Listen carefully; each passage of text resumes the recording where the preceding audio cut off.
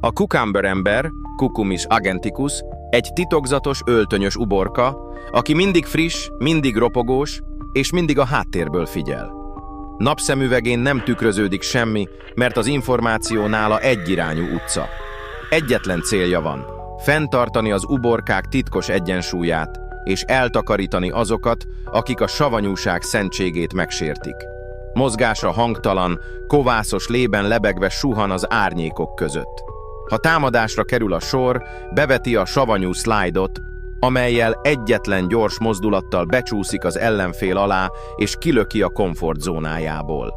Végső fegyvere a kovászos kataklizma, amely egy nagy erejű ecetrobbanás formájában áztatja el az ellenséget, és hagyja, hogy a pác elvégezze a dolgát.